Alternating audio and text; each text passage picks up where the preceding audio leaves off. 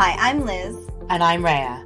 Welcome to Karma's My Bitch, a podcast about love, Sex, connection, abundance, joy, purpose, peace, and how life isn't simply the stories we tell ourselves. I think just like, you know what they said in last week's episode, we're still just understanding our capacity for magic. Which I think is ironic, considering that we didn't fully understand our capacity for denial when things were really shit as well. I'm still not sure if we're there yet. Well, I think it makes sense because you get born into a world where no matter what you feel or what you know, it's undermined and negated for what should be and who you should be. Yeah. And so thanks to separation, we end up spending a lot of our time, we're not just in denial of ourselves and is in the sense of I'm not happy. We're actually in denial of ourselves.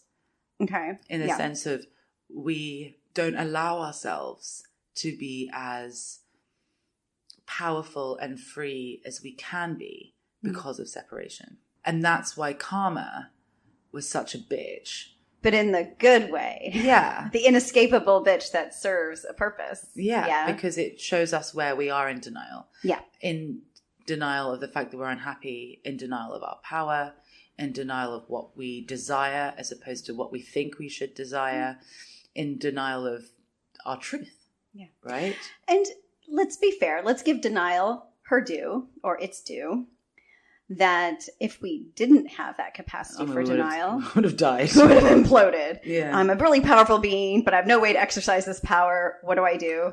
I'm done, right? Yeah.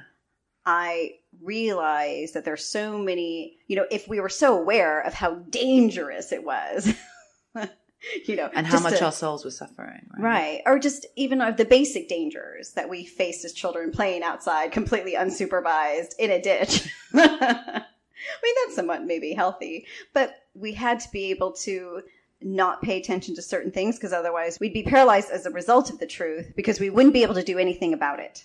Well, that's why we go through our karma layer by layer. We don't just go to the precipice of I'm not good enough. Yeah. In every shape, way, and form. We first have a karmic theme. We first learn the first layer. Oh, maybe I don't get enough dates. Oh, maybe my relationships don't pan out. Oh, it goes down and down and down and down and down until you get to fuck you, universe. I'm giving away my power every single which way I can because I genuinely believe I am totally powerless. You can't just go straight to I am totally powerless because if you went straight to totally powerless, you just give up. No, you sit in that impotency and do nothing. Yeah. Yeah. So it's very much, and it's funny because evolutionary wise, you learn that, and people say this like it's like a genius comment when it's pretty obvious. We are descendants of cavemen, right? Okay. So survival was the only thing. So when you partnered up with someone, you did so to procreate for the human race.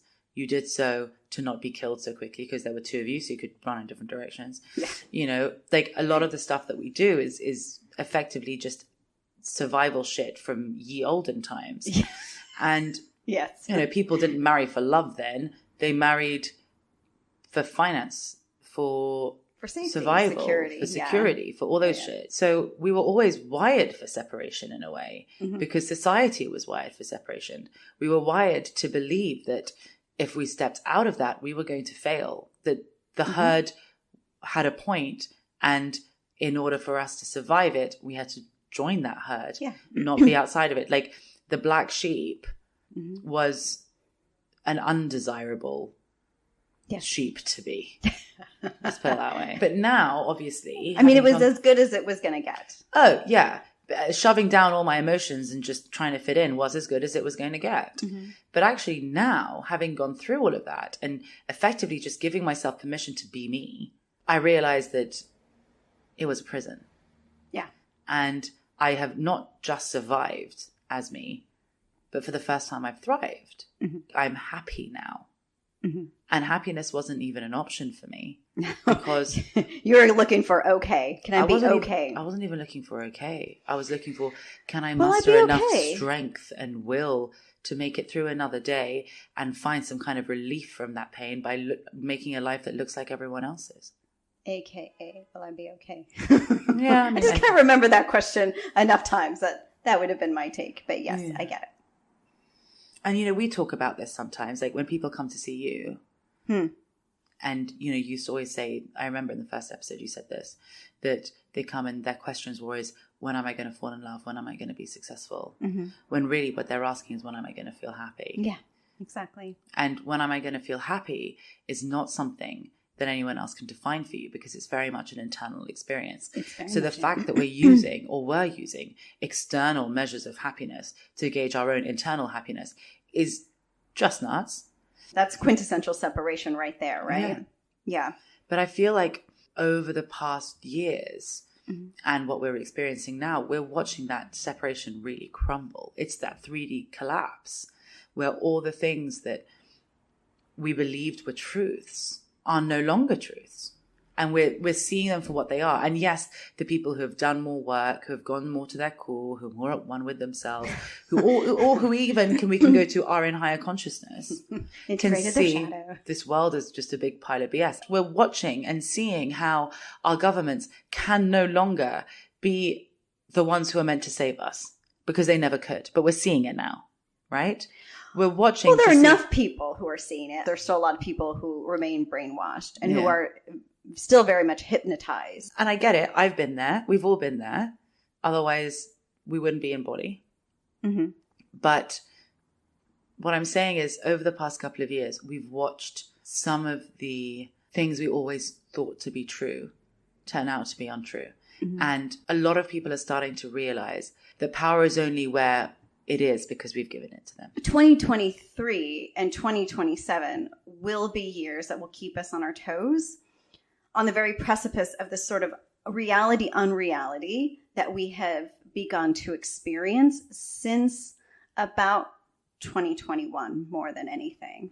I think a lot of the questionings started to come up in 2020, but I think a lot of people really didn't sort of realize or open their eyes to a lot of what had appeared to be or what became untruths until a bit later. And so even if we thought that 2021 and 2022 were the collapse of 3D separation, what we were really seeing were the outermost layers. Like the easiest ones to peel off. Much like you said, when we're first in our karma, we go to the karmic theme. We try to look at things in a rather expanded way, so to kind of keep from imploding, because we can only own so much. We can only take so much responsibility for our own pain and for our own issues. So we do have to go layer by layer, because it makes it more palatable and easier to process, right? So there we were, sort of dealing with these untruths. Did that really happen? Is that really how the government said it was going to happen? Right? Is that where that came from? Is this, you know what I mean? Like all those kind of vague global questions that abounded. But the easiest way to understand it was anything that rests in separation, anything that is born from separation is ultimately an untruth. Does that make sense? Yeah. Because separation denies our divinity. And the single truth that exists, because everything else is more or less relative, because it's what we create. The only one truth is that we are divine. And when you say divine, I just say the most powerful being in our world. There you go. Potato. Which is the same thing, right? No one can actually tell you what to do unless you let them. Yeah. And this would be, all these untruths were in all the areas of our lives, right? From either these personal relationships that we were experiencing. I mean, who didn't have a breakup or some kind of breakdown in 2021? Or maybe it was a carryover from 2020. So this breakdown in all these areas, right? I mean, the tent poles of separation, right? Religion, politics, and economics. And then the personal stuff from relationships, family, etc., communities. We were struggling to really understand and deal with all those issues around integrity. Every one of us had some kind of come to Jesus moment. Whether it was a familial situation, a relationship situation, a financial situation, something came out where what we were betrothed to, somehow we had to eschew for our own freedom. Yeah. In some way or another. I like using the word eschew in a sentence. I was I'm really impressed right now. I was like, wow, she pulled that one from. Yeah. I don't think I've ever My friends heard always really tease me about my vocabulary. Every now and again it comes out. And I think that on a personal level is now what we're experiencing more on a global level, where we again have betrothed our power. We are watching those things crumble. So what I can imagine, and then if you're going layer by layer, because effectively at the core of all of that is just that these systems were built on separation. Yeah. Therefore, these systems perpetuate separation simply by existing in their current forms. And what allows them to stay in power are all the values that we have been taught to conform and adopt, right? In order to keep them in place. And we're not talking about kind of respect and responsibility. We're talking about hierarchies. Yes. And masking one's insecurities and feelings not good enough with the external trappings. So what we were forced to contend with, and what was such a huge part of the struggle that most people were really mired in, part of it, yes, was the general social fabric breaking down. But what takes a long time is, what is the mechanism that keeps that all in place? Fear. But how do you undo, little by little, all the values that keep that fear in place? Well, first you have to do all the healing. Or is it that yourself. the fear keeps those values in place? Yeah. Right? Which means the only way to undo any of that is to have a society of healed people. So they don't need those systems in place at all. Right. Only then you can create new ones. Right.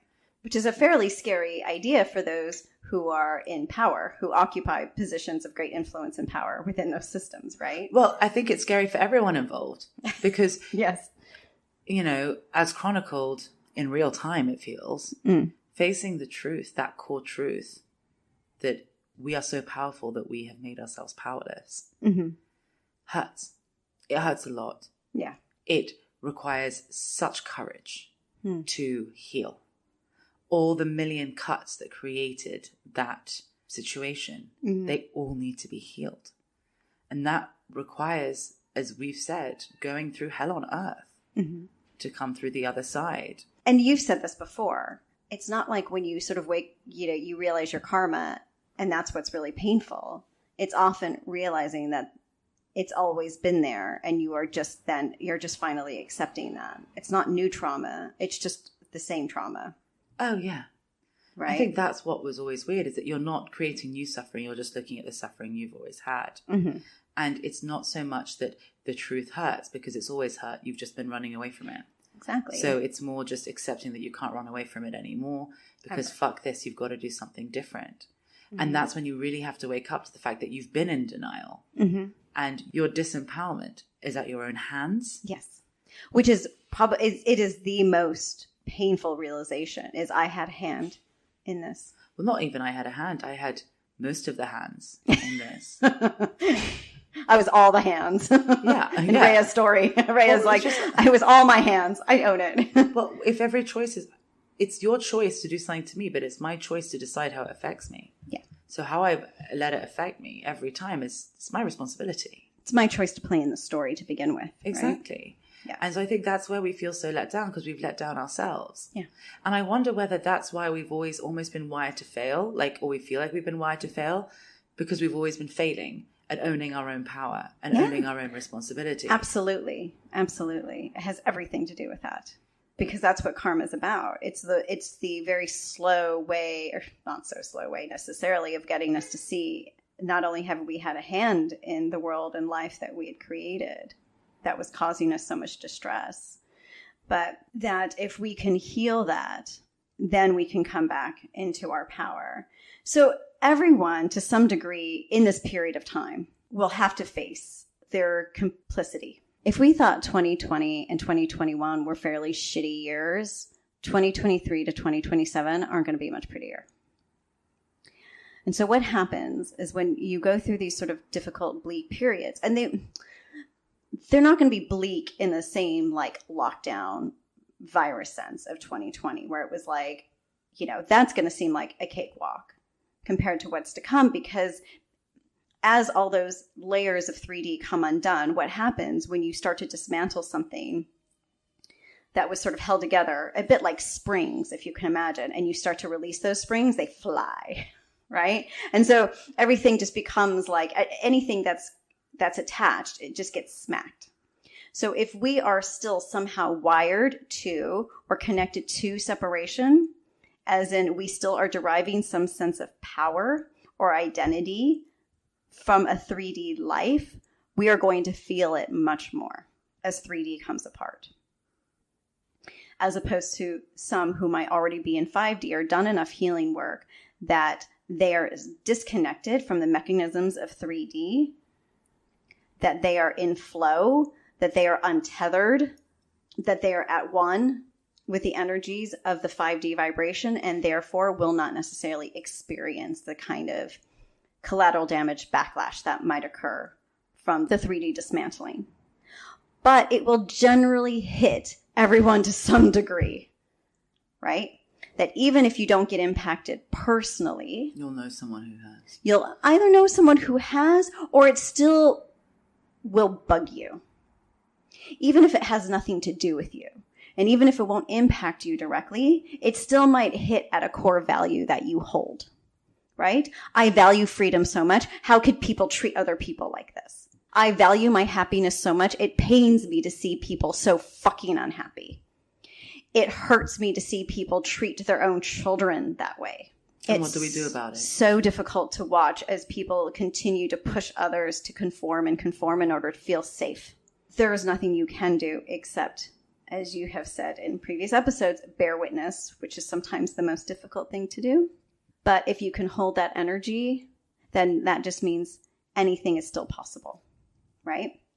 As in, you stand in the energy of your own personal values and you live your life in accordance with those values. Not only will you be fine, but you will continue to anchor in 5D energy. Because I guess is the point, right? Which is the point. Because 3D and that dismantling is going to play out no matter what you do.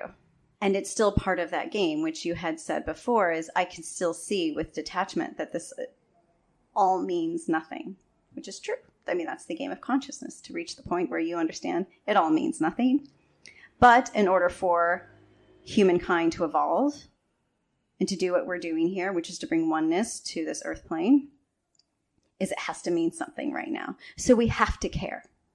We have to be invested enough to care enough to want that for others. We can't fear what's to come. There's no point. If we've gone through and if we've survived 2020 and 2021, then I think we have enough fight in us. We might just be kind of tired at some point and just be like, really, there's more, and then there's more. But that's kind of where we're going to be. But we want all of this to happen, right? Because the one thing that dismantles 3D is truth.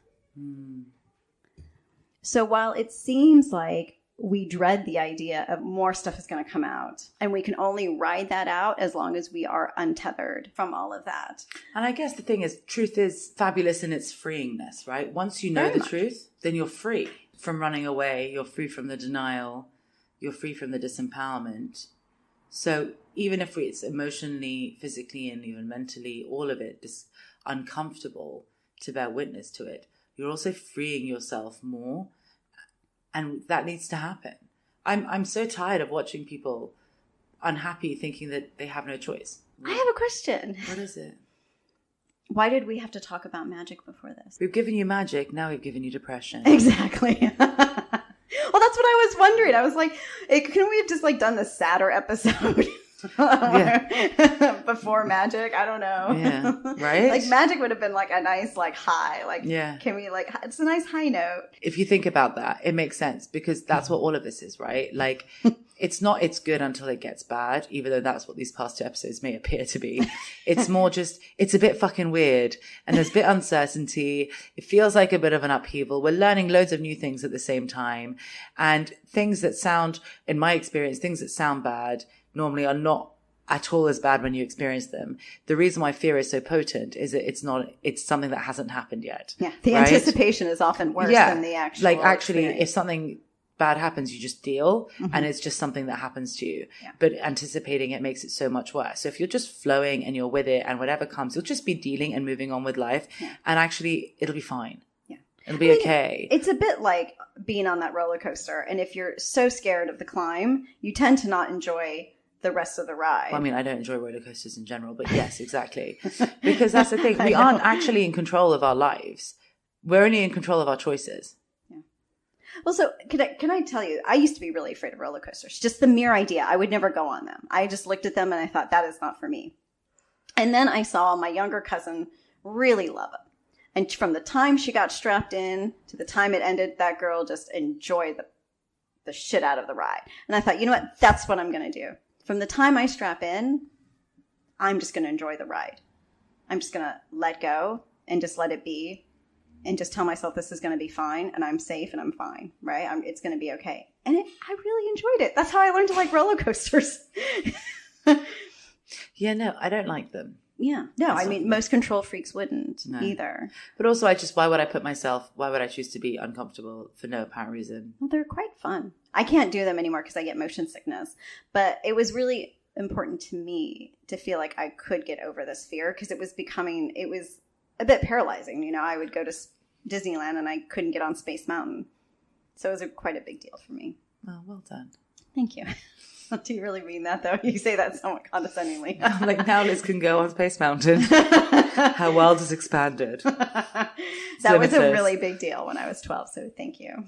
But then how does one do that, though? How does one strap themselves in for the ride? Because what is happening is that in order for 5D to fully land, and I mean like on every level, so if 3D separation has permeated our lives, people were brainwashed, who brainwashed their children to pledge allegiance to whatever, and that kept perpetuating. You can understand that the mechanisms in order to keep that in place were really to the very core, right down to the nuclear family unit. So as we're sort of seeing all those concepts become upended, we're having to really then get to the very itty-bitty ideas, the ideology, those super core belief systems that a lot of people don't even realize that they still have wired within their bodies, right? In their cellular memories. That's how far we have to go. And so as those start to become unleashed, as those start to become challenged, it's going to get really messy because those are the things we haven't looked at yet. We might have, for those of us who've done a lot of healing work, we might have looked at those on an individual level, perhaps on a generational level, right? If we've done our family ancestral healing work.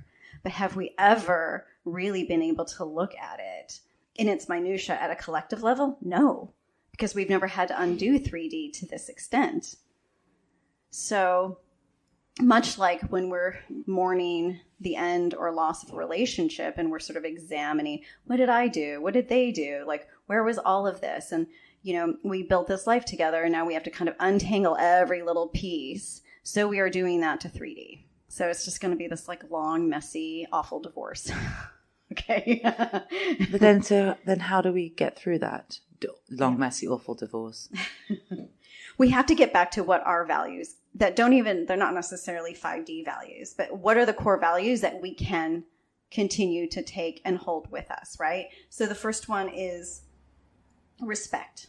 Which is a 5D value. It is. But my point was they don't necessarily have to be. We don't have to all be 5D individuals to be able to practice this, right? Because I don't want people to be like, but if I'm not in 5D, can I? Yeah. I mean, there are 5D people who really struggle with respect, right? Self-respect and respecting others. It's not as easy as people assume if you can't respect other people's boundaries.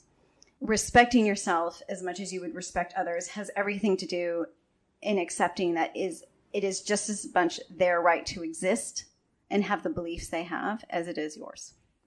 And you're really good at this one. You're really good. Honesty. Oh, thanks. Yeah.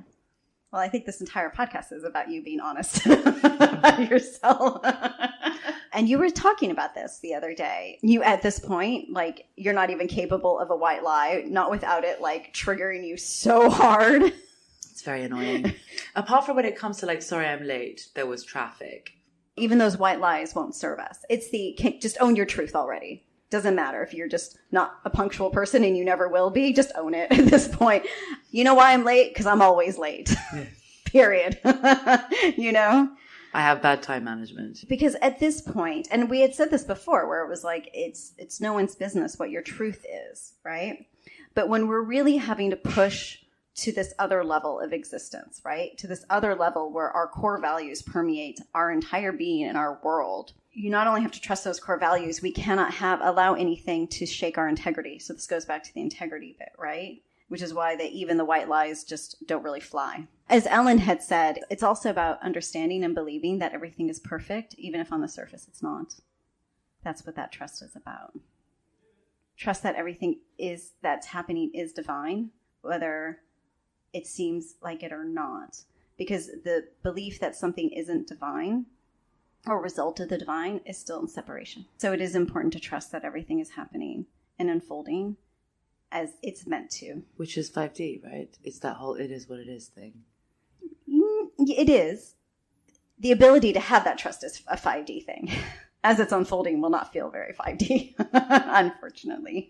And so the reason we had to record the idea of magic first is, yes, allow a little extra light into your life, but it's also to remind you, and even if there are times when you don't feel like you are powerful enough, you are. Thank you for listening. For more information, articles, and inspiration, find us at karmasmybitch.com and at karmasmybitch.insta. And if you liked what you heard, please subscribe and leave us a review.